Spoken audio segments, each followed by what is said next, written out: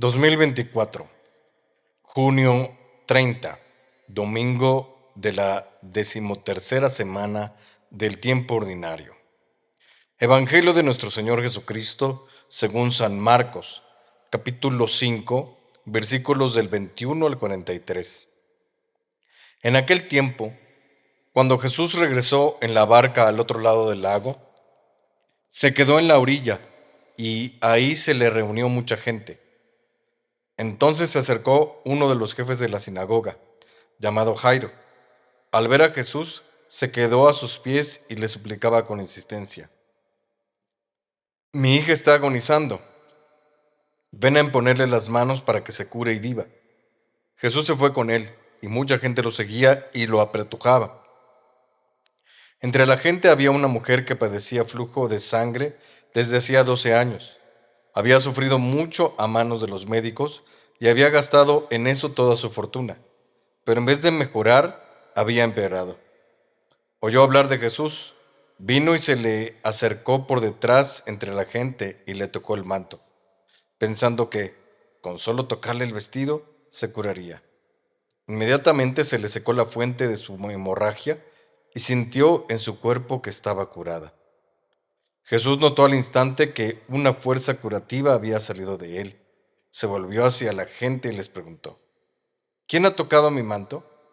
Sus discípulos le contestaron: ¿Estás viendo cómo te empuja la gente y todavía preguntas quién me ha tocado?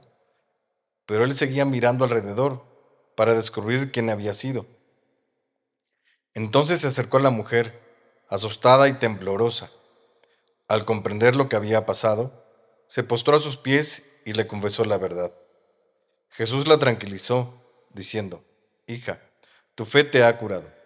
Vete en paz y queda sana de tu enfermedad. Todavía estaba hablando Jesús cuando unos criados llegaron de casa del jefe de la sinagoga para decirle a éste: Ya se murió tu hija. ¿Para qué sigues molestando al maestro? Jesús alcanzó a oír lo que hablaban y le dijo al jefe de la sinagoga: No temas, basta que tengas fe. No permitió que lo acompañaran más que Pedro, Santiago y Juan, el hermano Santiago. Al llegar a la casa del jefe de la sinagoga, vio Jesús el alboroto de la gente y oyó los llantos y los alaridos que daban. Entró y les dijo: ¿Qué significa tanto llanto y alboroto? La niña no está muerta, está dormida. Y se reían de él.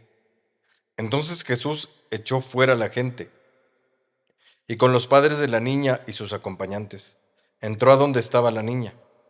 La tomó de la mano y le dijo: Talitá cum, que significa: Óyeme, niña, levántate. La niña, que tenía 12 años, se levantó inmediatamente y se puso a caminar. Todos se quedaron asombrados.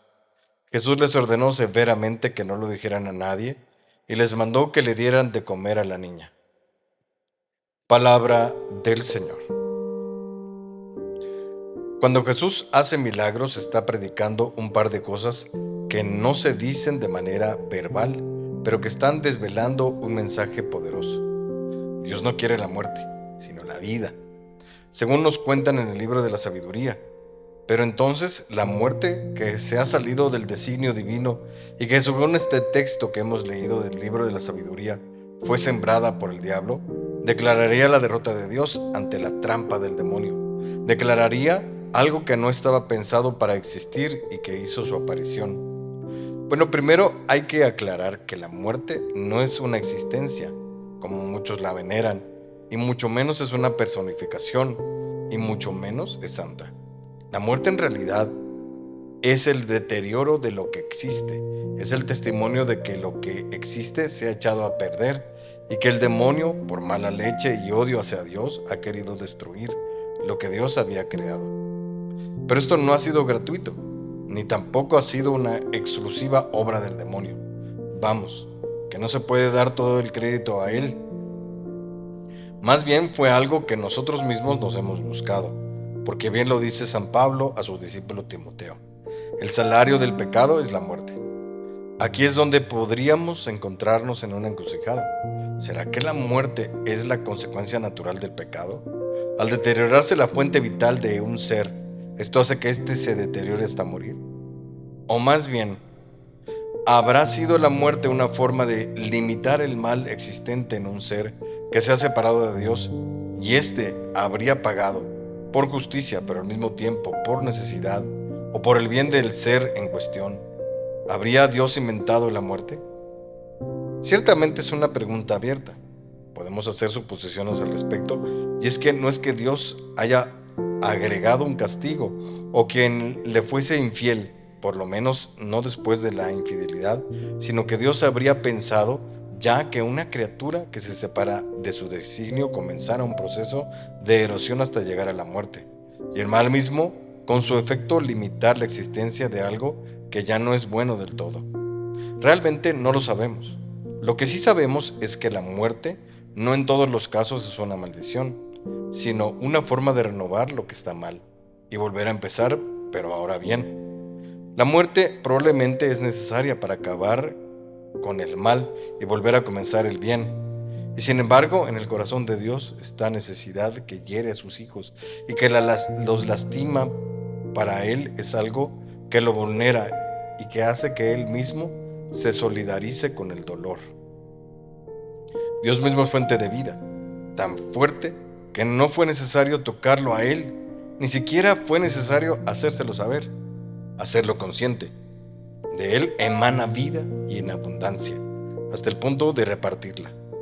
Curó a esta hemorroísa, resucitó a aquella niña, pero en ambos casos Dios necesitó algo de nosotros, por lo menos la puerta a la raíz que abrió la puerta a la destrucción: la fe, la confianza, el amor. Dios es fuente de vida, es verdad, pero la fe, la confianza en Él, el amor que vuelve a casa, es la manera de entrar en contacto con esa fuente vital. Tú y yo podemos comulgar. Piensa tú en eso. La mujer no tuvo que tocarlo, no tuvo que hacerlo consciente y alcanzó el gran milagro de la vida. Tú y yo no solo lo tocamos a Él, Él se nos está entregando voluntaria, íntima y directamente. ¿Qué hace falta para sanar? La fe de aquella mujer.